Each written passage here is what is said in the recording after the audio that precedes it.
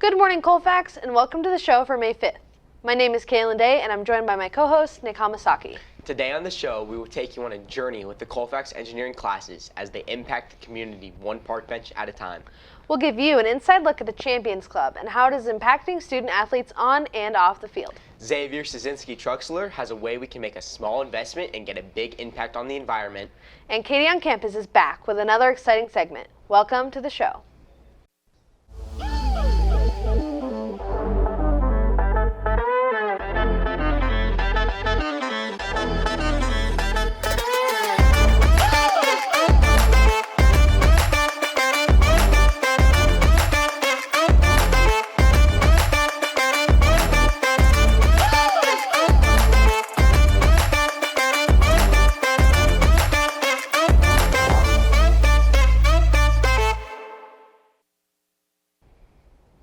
We'd like to open the show with wishing our AP students good luck as they tackle testing all week and give a special shout out to our amazing staff here at Colfax. Yes, and if you didn't know, it's Staff Appreciation Week. Leadership will be making our staff feel special all week long, but don't forget to celebrate your teachers and staff however you want to. The engineering classes recently had the opportunity to make their mark on the community by designing and creating park benches for a senior center. Reporter Sebastian Choppelas and camera op Samantha Reedy-Platt documented this connection and have the story. This year, the Colfax Engineering Program and Environmental Club took on the challenge of strengthening their own community by building redwood benches for a quarter-mile walking path at Solstice Senior Center in Auburn, California. This ambitious project all started when Mr. Schwartz, a Colfax High School math and engineering teacher, saw an opportunity to improve the living conditions at the center. We thought about building benches at Solstice maybe a few years ago, but it was this last summer that students and I went down to Solstice and interviewed a few of the seniors here, including my mother. This meeting spurred a $10,000 grant application to Harbor Freight Tools for Schools, of which Colfax was granted. The team immediately sourced wood locally from Colfax alumnus Brian Bixler, and senior engineering student Hayden Conger volunteered to head the project. We have all these ideas to try and make our design perfect for elderly citizens, and so it's really hard to just incorporate all of those into a bench. The construction process was more than just a fun design challenge. It was an opportunity to make something lasting that was also environmentally conscious. Our whole goal with this bench is that it is carbon negative, meaning that we're actually drawing carbon out of the atmosphere. So there are two ways this thing is carbon negative, kind of like two negatives making a positive. The first is that the wood is destined to the dump to decompose, releasing all of the carbon and producing methane. So rather than have that material go to the dump, we divert it to the high school where we mill it and then mill it in lumber, and that's the back and the bench. And then the legs are going to be cast in concrete, and we're going to use a green concrete that can actually draw carbon out of the atmosphere. Although the concept of making benches may seem like an odd choice for building connections in the community, it was never really about the benches themselves, but a chance to connect generations. I believe it's important for high school students to not only be involved in their community, but to establish relationships with seniors. Because as a whole, we tend to separate our generations. The kids do things together, the parents do things together, the grandparents hang out with the grandparents. I feel like there's less familial groupings. There's less kids hanging out with seniors, and there's a lot you can learn from them. With a successful design and production, one bench installed and more on the way, the engineering department is successfully meeting their defined needs of creating environmentally sound benches and building community. Sometimes, benches are taken for granted by the average passerby, but perhaps they represent opportunity. So maybe next time you walk by a bench, consider having a seat and soaking in the little things. Reporting for CTV, I'm Sebastian Choppelas for camera op and editor Samantha Reedy-Platt. Wow, it's really inspiring to see engineering students put their skills to good use and all their hard work pay off in some great community connection. Yes, and speaking of hard work, our spring league races are coming to a close and the playoffs are heating up. The postseason is full of student athletes, of which 52 of them have been recently named to the Pioneer Valley League Scholar Athletes list by holding a 3.5 or higher GPA. Congratulations. In sports, the off-season is key to success in the regular season.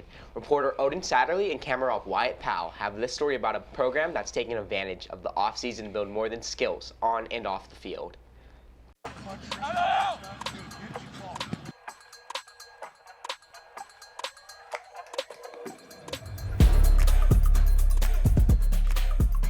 Champions and legacies aren't just built on game day. They are built through painstaking hard work and dedication to a common goal. Colfax head football coach Jason Stowers has empowered his players to grow these characteristics through Champions Club. The Champions Club was started 2 years ago by our current group of seniors as a way to get an extra work and get better. That group was Austin Leiden, Luke Cody Tanini, Wyatt Powell, Sam Lombard, Zach Denuser, and Nate Doherty, along with Noah Smith. Student athletes have to balance a blend of working hard in their sports, working hard in the classroom, and managing life outside of school. Champions Club enhances the skills necessary to do this in school and in life. The big takeaway is that players learn to do what others won't. Show up early, put in extra time, and be consistent with what you do. No matter what you do, you're going to get better. Life's not always about being the extremely gifted or the best athlete or the smartest. It's about consistently working at something a little longer and a little harder than other individuals are willing to do. Not only do the coaches see all the benefits of attending Champions Club, but the players have seen a tremendous amount of growth within themselves and their teammates. It's made me a lot better. It's developed me into a more well-rounded player. It's given me a lot of leadership qualities, and especially going there when I was younger with all the older guys, it's definitely helped me get ready for varsity. With Champions Club entering its third year of investment, the hard work and dedication of everyone on the football team is sure to show next year under the Friday night lights. For camera op and editor Wyatt Powell, I'm Odin Satterlee, reporting for CTV. 1, 2, 3, Air Force! That's impressive. Seems like a lot of hard work and dedication. Thank you, Odin Satterlee and Wyatt Powell, for capturing that. Absolutely. In addition, the Colfax High School administration recently announced the Rotary Student of the Year, the Rotary Teacher of the Year, and the Placer County Teacher That Makes a Difference Award. Congratulations to Ruby Muscle, Samantha Rose, and Irene Scott. Each of you represent the best of Colfax, and we are proud of you. Speaking of making a difference, you can make a difference at Colfax now, and Xavier Szynski-Truxler has one way. Did you know that 40% of all food in America gets wasted? I mean, that's enough to fill over 2,000 NFL stadiums. And that food becomes methane gases, which contribute to climate change, wildfires, oceans rising, melting glaciers, and extreme heat. That's so awful. What are we even supposed to do? We're just high school students. I don't know, I feel helpless. Actually, there is something you can do. Just sort your food waste. Orange bins for food, regular bins for trash. It's as easy as that. Wow, that's simple! If we do our part, we Colfax can make a huge impact. We have the power to make a change. Let's start by sorting our food waste in the orange bins. But how will sorting actually help? The food waste collected will be sent to recycling centers, keeping it out of our landfills, which reduces methane gases, which negatively impact our environment. Not to mention, it would also make us all more aware of food waste, which is its own problem. To make orange bins easier to spot, this week at lunch, come to the environmental club table by the orange garbage cans and get some encouragement for sorting. Colfax, if we choose to sort, we choose to make an impact. Seems like a really simple thing we can all do. I look forward to seeing what we do with this opportunity. Last week, Katie hit campus again to ask you, the student body, a few would you rather questions, and has this edition of Katie on Campus.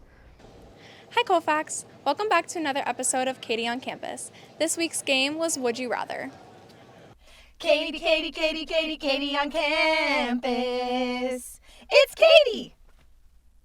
Would you rather float every time you tried to jump or jump every time you tried to walk? When am I gonna be floating? Like if I'm dying or drowning, imagine if I'm in Martellos and then you jump and then you float and then you can dunk on everyone. In the ocean and you can't float, what are you supposed to do? Would you rather wear the same clothes to school every day or have your parents pick out a new outfit for you every single day? A new outfit. A new outfit, yeah.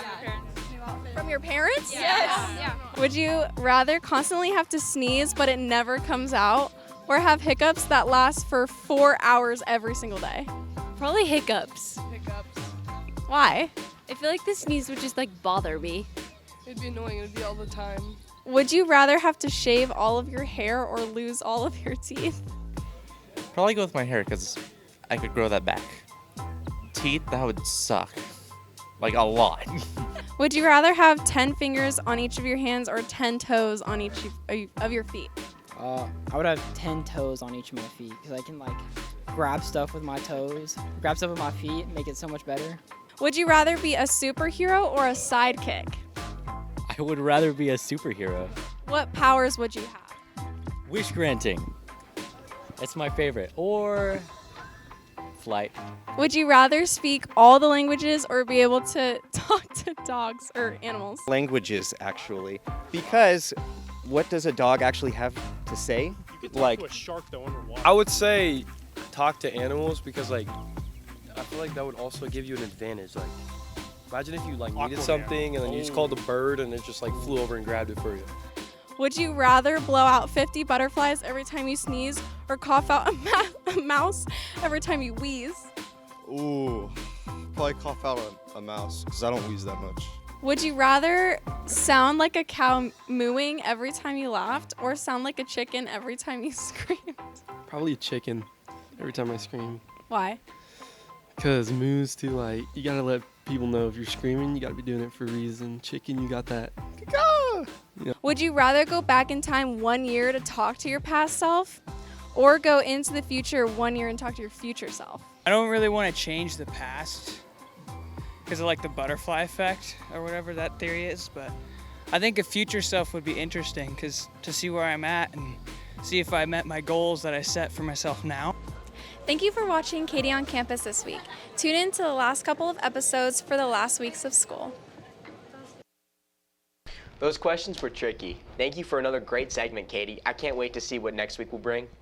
Well, that's all we have for you today, Colfax. Next on the show, we will take a look at a local Ukrainian sweet shop and deliver a spring sports highlight. Until next time, I'm Nik Hamasaki for Kaelin Day. Have a great day, Colfax.